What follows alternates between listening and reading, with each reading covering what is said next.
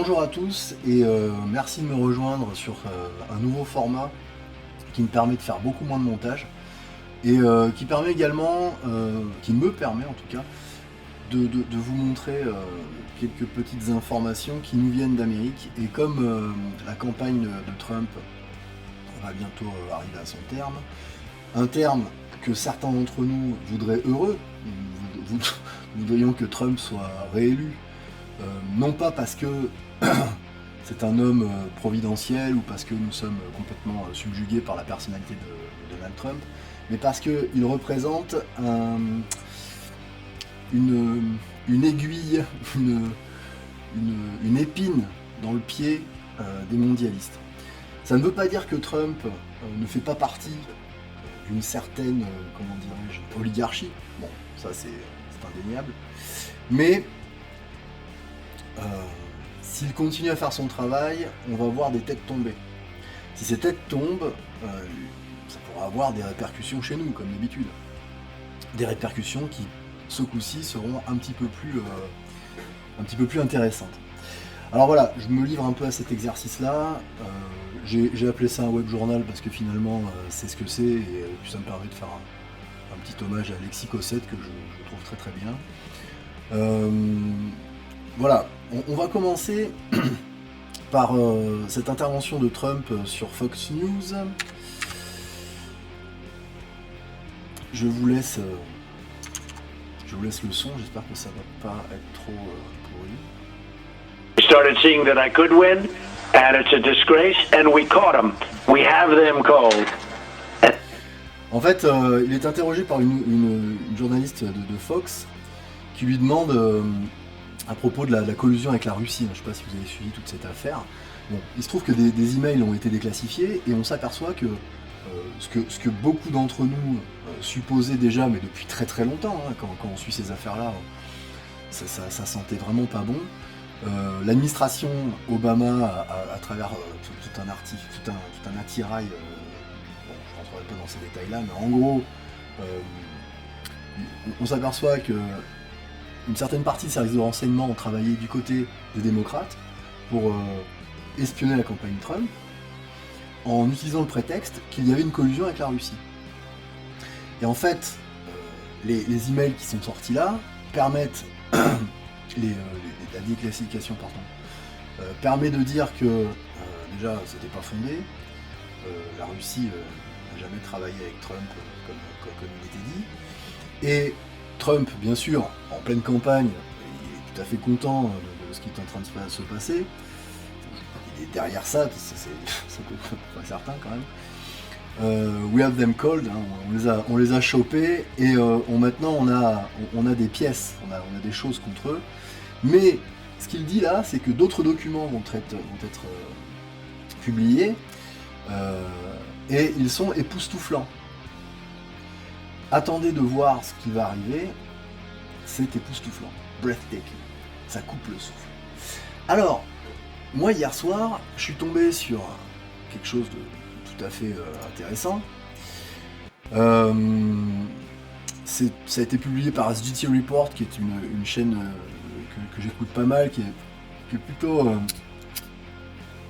intéressante.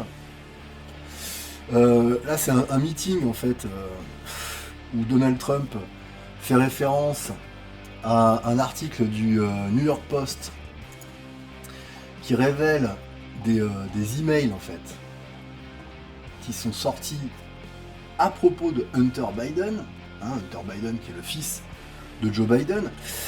Et c'est pareil, quand vous suivez un petit peu cette actualité-là, il y a toujours eu cette suspicion.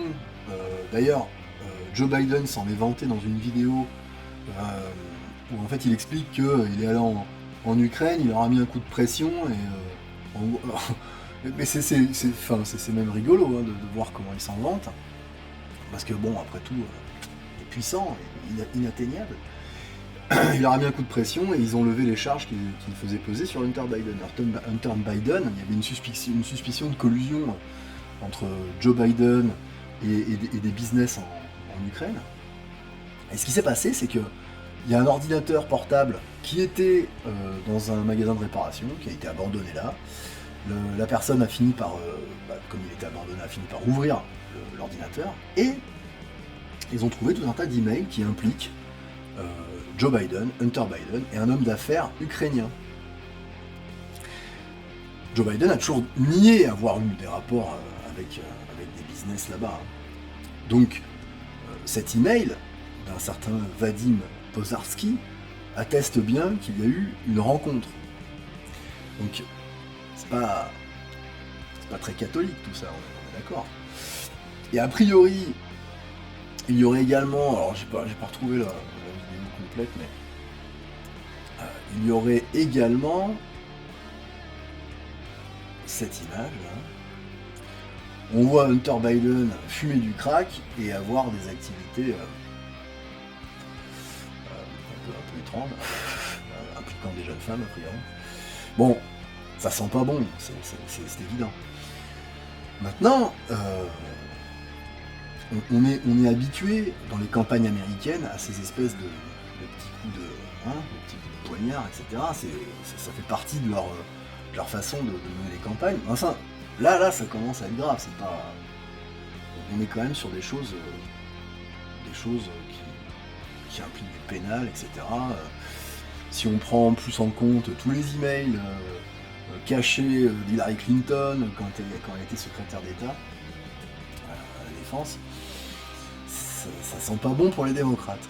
Ce qui s'est passé en fait hier, vous voyez le titre, hein, SEAL Team 6, Betrayal, Treason and Murder. En fait, une certaine Anna Kate, que j'ai là, c'est elle, déclare en fait avoir été en possession de documents transmis par un journaliste indépendant que je ne trouve plus, bien sûr. Alors, ça, là aussi, on est sur quelque chose de très bizarre. Regardez. Alors voilà. Lui là, le monsieur avec le turban, et le sapin de Noël derrière, sa belle barbe blanche, ne vous fiez pas à son image. Ce monsieur, en fait, est un fauconnier. Et la fauconnerie au Moyen-Orient, c'est pas une petite activité, c'est quelque chose de très sérieux, etc. C'est très prestigieux tout cela. En fait, ça lui a permis, pendant une vingtaine d'années, si je me rappelle bien, de pouvoir approcher des personnes de haut rang, en fait, des dignitaires, etc. Et en fait, c'est quelqu'un de la CIA à la base. Donc en fait, ce qu'il explique, c'est qu'il est en possession de documents à la fois textuels, audio et vidéo, impliquant Joe Biden, Obama et Hillary Clinton, sur un fil en fait de mauvaises actions qui commence en fait après le 11 septembre. Si vous vous souvenez bien, après le 11 septembre, on a la bataille de Tora Bora en Afghanistan. Alors je suis beaucoup ces choses-là parce que bon, déjà d'un point de vue militaire c'est toujours très très intéressant, d'un point de vue historique, etc. Et la bataille de Tora Bora est perçue par l'état-major américain comme un échec. Hein. Ils n'ont pas réussi à attraper Oussama Ben Laden. Alors, il y a eu un film qui a été fait là-dessus, je ne sais pas si vous vous rappelez, c'est Zero Dark 30, sur la chasse contre Ben Laden, avec les SEAL qui montent un assaut sur un compound, là, comme ils disent, hein, une sorte de grande villa avec des murs, etc., où ils vont tuer, Oussama Ben Laden, mais tout au long de la vidéo et du témoignage de ce monsieur, hein, que l'on a ici, alors je vous mettrai tous les liens pour ceux qui parlent anglais. Je me suis pas lancé dans une traduction mot à mot, hein, je vous fais juste une recension de tout cela. Mais le monsieur qu'on a ici, là, c'est le père d'un des SEAL. C'est son nom, c'est Charles Woods, hein, et le père de Tyrone Woods, qui va être tué à Benghazi. Alors suivez-moi bien. Vous avez la bataille de Tora Bora. 2001. Alors je l'ai pas sorti aussi, mais il y a aussi un assaut qui est mené juste après, dans la vallée de Shaikot, en Afghanistan, qui va donner l'incident du Takur Ghar. En fait, vous savez, là-bas, les montagnes sont très très hautes, les hélicoptères manœuvrent assez mal, les assauts en fait malgré la haute technologie de l'armée américaine, ça représente un vrai défi de faire la guerre par là-bas. Et sur la vallée de Shaikot, à Takur Ghar en fait exactement, il va y avoir un Air Combat Controller, donc un gars des forces spéciales qui va être isolé, entouré par 200 Afghans. Bon, il va finir par avoir la médaille d'honneur du Congrès. Enfin, c'est un truc, c'est quelque chose d'assez fort. Donc 2001, bataille de Tora Bora. 2012, on a Benghazi. Et 2011, il y a le crash du SEAL Team 6, l'équipe SEAL numéro 6. Ce que dit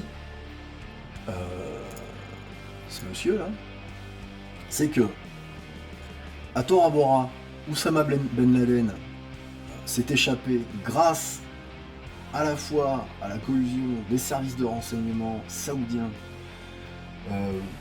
pakistanais je crois aussi, ils sont toujours un petit peu dans la boucle, et surtout en fait de l'administration qui les a laissés partir, l'administration américaine qui l'a laissé partir. C'est un deal. Lorsque ils vont investir le compound pour pouvoir récupérer Oussama Ben Laden en fait, il n'est pas là, c'est un double. Donc les SEAL qui vont tuer Ben Laden et qui, si vous vous rappelez bien, vont le jeter du haut d'un hélicoptère dans la mer. Sauf que pour lui, ça fait pas de sens. Parce que le directeur de la CIA de l'époque, je me rappelle jamais de son nom, il est musulman. Donc c'est haram, comme il le dit. Donc on fait pas ça. Bref, est-ce que c'est un bon, est-ce que c'est un bon argument? Personnellement, je sais pas. Mais en tout cas, chose est certaine, c'est que ces SEAL s'aperçoivent que c'est pas le bon, ils le savent. Et pour les faire taire,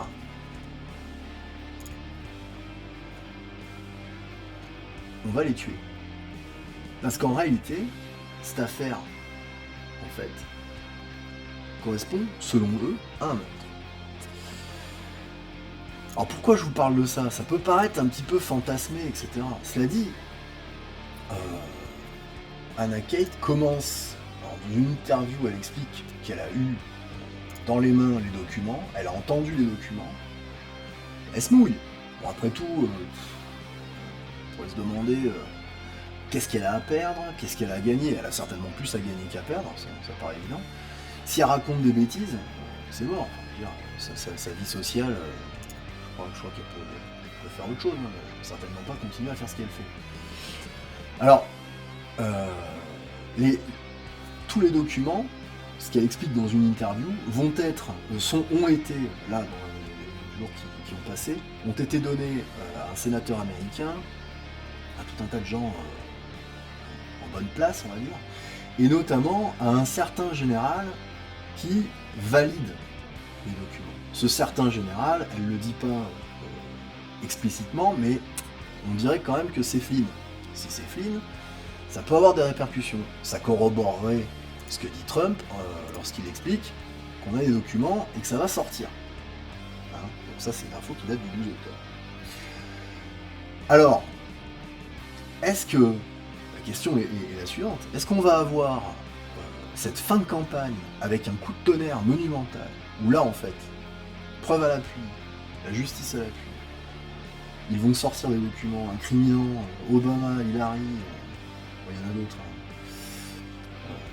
et notamment Biden, et que tout cet édifice pourri va tomber, ce qui serait tout à fait en faveur de Trump. Est-ce que c'est faux? Auquel cas, si c'est vraiment faux, il grille. Trump, là, il prend un risque. Il valide une théorie du complot. Hein, c'est ce que nous disent les... où est-ce qu'il est? Alors, c'est un article du Washington Post. Hein, Alors que la conspiration, la théorie du complot essuie un choc, en fait, Trump cherche désespérément de nouvelles théories du complot. Bon. On est quand même, alors vous en pensez ce que vous voulez, mais on est quand même en face, d'une manière générale, de médias qui mentent de manière éhontée, que ce soit en France ou aux États-Unis. Aux États-Unis, la grande majorité des médias, de toute façon, sont anti-Trump, pro-progressistes, LGBT, Black Lives Matter, Antifa, etc. Ils soutiennent tout ça. Les médias, ça ne veut pas dire que l'opinion publique, elle est sur le même train. Nous, en France, bien évidemment, le relais qui est fait, présidentielle américaine, les emails présumés d'Hunter Biden, une surprise d'octobre aux origines douteuses, bien sûr, tout cela est douteux, et vous allez avoir de nombreuses personnes qui, ne suivant que les médias français, vont nous dire « Ah, mais Trump, il est complètement fou, il valide des théories du complot, etc. » À mon avis, c'est pas si simple que ça. Donc, il faut suivre cette affaire, je continuerai à faire quelques petits rapports là-dessus. J'espère que ce genre de format vous intéresse, et je continuerai à les faire. Laissez-moi des commentaires, dites-moi si vous voulez que je continue à faire ce genre de format. En attendant, je vous souhaite une excellente journée, vive le roi, vive la France, et soyez royalistes.